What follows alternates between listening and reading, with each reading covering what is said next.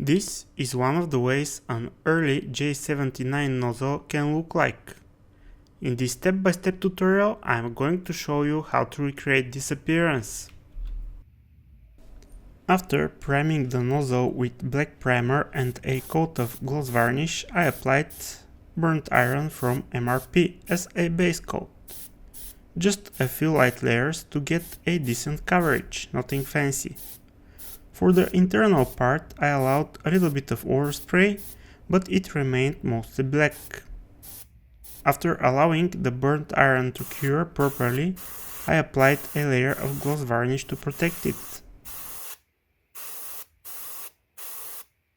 The first stage of the weathering was to apply black panel line accent color from Tamiya.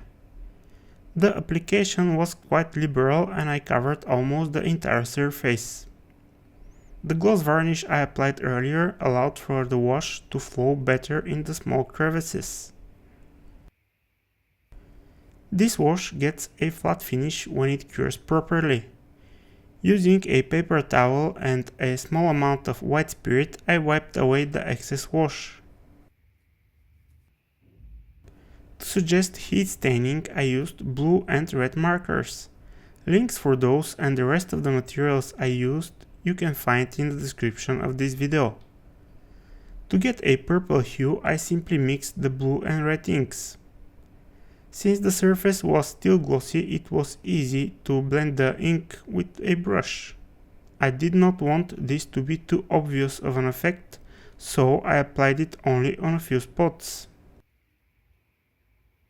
The next step was to apply a few layers of flat varnish. This is absolutely necessary for the following steps.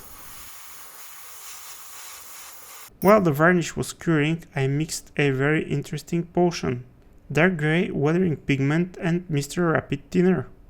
Needless to say, the mixing needed to be very thorough, because next I poured what was now a paint into the airbrush and applied it on the inside of the nozzle. The choice of color might be up for debate, but the texture this paint provides is so close to caked up soot. Or at least that's how I see it.